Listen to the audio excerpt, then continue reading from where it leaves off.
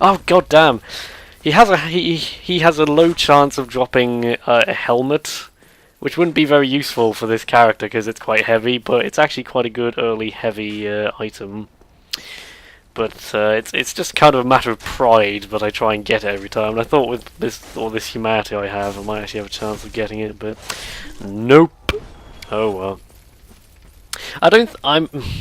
You know, I've been debating how many super hardcore pro tips of mild confidence I should give away, and I think I've decided. I will only mention tips to do with the area I'm currently going into. I will not be like, oh look, here's this thing you can do to make the game significantly easier forever.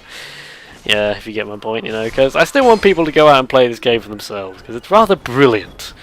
But, and to that extent, just as with the story spoilers, I do not want to give anything away.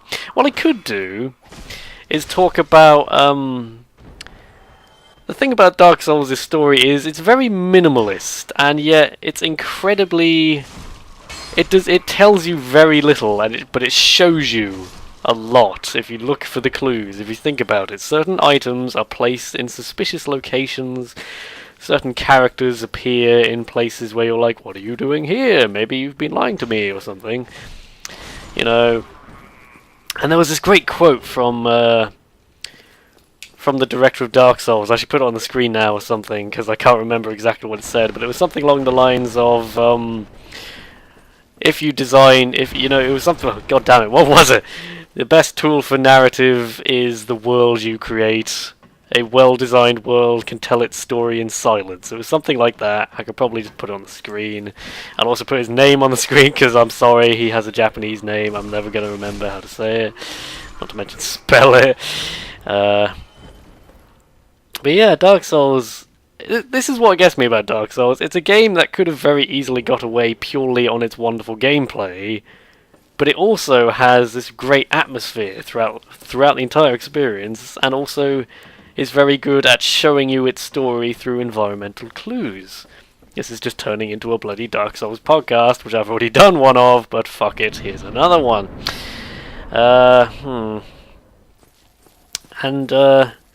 Yeah, so that really, that's part of the reason why Dark Souls is so kind of precious to me now, and why I'm kind of sad it took me a couple of years to discover it.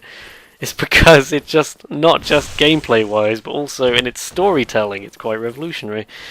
And I feel like I'm really in danger of repeating myself from that Dark Souls podcast now, but here's a fun fact. These guys, these kind of Boulder Knights, I think they're called, they actually bear a striking resemblance to the tea-dispensing robot from a fairly obscure game called Armed and Dangerous.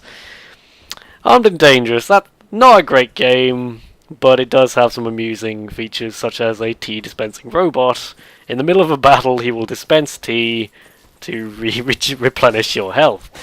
Frankly, I think that's a feature worth celebrating. Oh my, yes, that's definitely a healing. Oh god, that was the sound of him healing himself. Alright, Buster, now it's personal. Oh. Hey. Okay. This is probably one downside of not going back to that bonfire, is that now I have all these points I haven't actually spent on a stat upgrade. Come on. Come the fuck on. No, I don't seem to be doing this. This is the thing, without my kick ability... Oh god, this... I'm kind of questioning the scimitar now, honestly, because I like to kick people a lot. Oh. Yeah, these guys have a habit of parrying you, which is the reason I'm being a bit cautious about attacking him if he's not in the middle of being... If he's not, like, wheeling back from an attack or something, he can parry and riposte you, which could probably kill me at this kind of low vitality level. Oh, come on. It's such an enclosed space, too, I can't even roll around. Oh, there you go, bastard. And he dropped a buckler, which might actually be a halfway decent shield. No, because I'm using my shield to actually block damage. Yeah, this heater shield I've got is one of the first small shields you can get that has 100% physical damage resist, so it's very good. I keep seeing the sunlight shield down there and thinking, wow, I actually killed Solaire. There are certain ways in which that will probably bite me in the arse if I get far enough in the game, but I don't actually expect to. So, it's a long-term gamble for short-term benefit, I think. Come on. Yep, thank you. You're a bit easier. I do like that the R2 attack on this scimitar does like a double attack like that, which is quite nifty. But there is a certain other super secret weapon I quite fancy getting that I might go and get it after I reach the next bonfire, assuming I reach the next bonfire, I should say. Something else I just thought of. Do I have a spear? I do not have a spear. A spear is a good thing to have in this section. I think I'm going to do something ballsy, and I may regret this profusely, but here we go! Aha! Yeah, because my lack of Estus really means that if I take my time, I could end up taking a bunch of damage, and then I would be in a situation where I can't really heal it! Oh! That's why we went for the normal roll. Yeah, I generally prefer Dex characters, because being able to roll... The main advantage of a Dex character who relies on rolling is stamina is easier to get back than health. You know, you have unlimited stamina regen if you can just run away and find somewhere to hide. Even in the middle of a boss fight, if you can hide somewhere, then you can get away with a lot. But with a strength build, you're much more reliant on just killing people before they can kill you. Now, you may be noticing, I've put my strength up even though I've told you I'm a Dex character. I have a reason for this. You may have also noticed there was a loud, obnoxious clanging now filling your ears. Oh! Hey! Someone just rang the first bell. Isn't that exciting? I love that feature. That's a genuine thing. If every time someone rings that bell, if they're connected to the same server you're on, the bell chimes. That's such a small feature, but it's really encouraging. Oh god, I really hope this clanging isn't overpowering your ears, because I tend to mute the game if I spend long enough in this area, because the clanging really gets on my nerves. Now, we found the first blacksmith here. Andre here will become your best friend. Oh, he has a gesture. Hurrah! That's a good one. Yeah, Andre here will become your best friend, because he's going to pretty much be your main blacksmith for the rest of the game. So basically there's no reason not to treat him like a member of the family.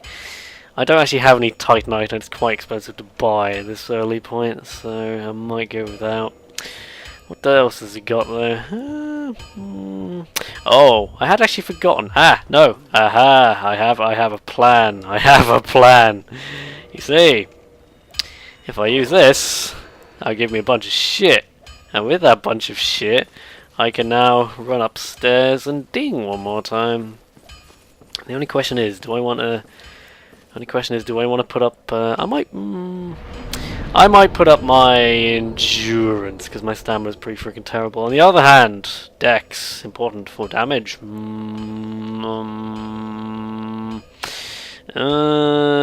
Dex, fine. I think that's actually making me do more damage than the club did now. So there we go. A quicker weapon that does more damage than the old weapon. I think it weighs less too.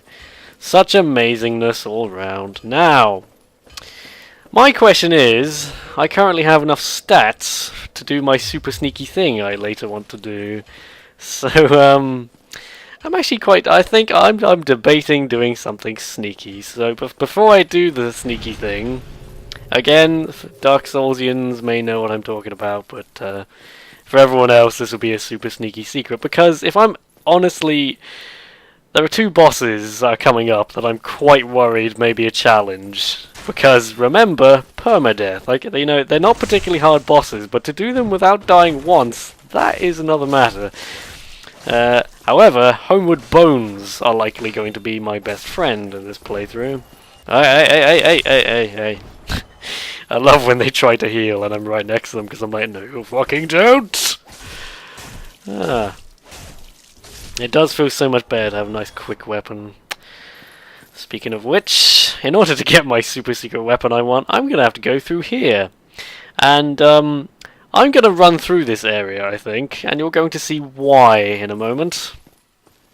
Look to the right. Hello! Oh god, oh god, oh god, oh god, oh god, oh god, oh god, please don't chase me into the elevator. I don't think he can chase me in here, but he might hit me through the bars. Bye now. Cheap. Down here, we have one of the many shortcuts that Dark Souls provides. You see? This is Firelink Shrine right at the beginning. How far we've come. In fact, I think there's some shit up here. Hooray! Shit, as promised. I was not lying. Look how far little Piss Lungs has come. I'm impressed. I think it's more the fact that I've come a long way. Yes. Again, I don't want to boast here, but there's only about 4 bosses in the game now I cannot confidently take down by myself. So that's a big improvement. Yes. This guy talks to you and he sounds like a bit of a prick. Because he kind of is. Blah blah blah blah blah. Yes. Fuck, why not? Yes, I'm gonna join your religion now. There we go. I believe that just asking for things has a chance of making them come true now. The main reason I've talked to this guy is to learn his shrug gesture. Which is a very handy thing. Oh, I should do this. I like to have the bow. I'll change that to a hurrah. I'll show that off. Hurrah! So it's now my new mission to do this after every boss battle. And the shrug. So, Piss Lungs, why are you so awesome? Duh, I don't know. I just am, I guess. I want Piss Lungs fan art. I want a Piss Lungs t-shirt. I want some sort of catchphrase. Come on, internet people! Make this a thing. I'm far too unimaginative to make this a thing by myself. Oh god. I need a drink of water after that. But, yes, I ran through here because it's opened up a shortcut. But I think I'll actually go and... I think I'll just jump cut to the place I want to go. Because it requires a bit of backtracking and there's not going to be any challenge along the way, so... I think I'll just cut here and I'll see you in a minute. So, BRB. And we're back here with the familiar merchant. Now, before I do what I'm about to do, I want to stress that at this point, if you've been at all intrigued by Dark Souls, you should go out, find some reviews or something, decide that it looks like something you want to play, and then go buy it and find out for yourself. Because what I'm about to show you is a way to get a sword that it has seen me to the end of the game, okay? If you get the sword I'm about to show you how to get, this might be your end game sword, depending on what kind of character you have. And even if not, it's a good sword. Alright? With that understanding, let's see how this goes. I'm not actually certain this will end well, but if it does, it will be quite a boon for little Piss Lungs. So, without further ado... Alley up! I'll teach you, you lousy rat. Yulia! Oh. Yulia! Oh. Why me? Well, that went even better than I'd hoped. You got a single hit on me. But we're about to see the reason why I wanted to kill this guy, this innocent, crazy merchant. The Yuchi Katana! This is... according to a bunch of people, one of the best dex weapons in the game. Weighs a bit more than I'd like, and in fact it's put me over my weight limit, so cock nuggets, I'm going to have to fix that now. Okay, I think I'll swap the helmets over. That's done it. Like 0.1 under my limit, there we go. Yeah, the Yuchi Katana! It only needs a couple of points, and it is, by some distance, one of the most useful dex weapons I've ever found. So that's a thing. Now, of course, I need to get back all the way to where I was, which is a bit of a hassle, but nothing another jump cut can't solve, and then there will actually be a good fight to make up for all the jump cuts, okay? So, bub!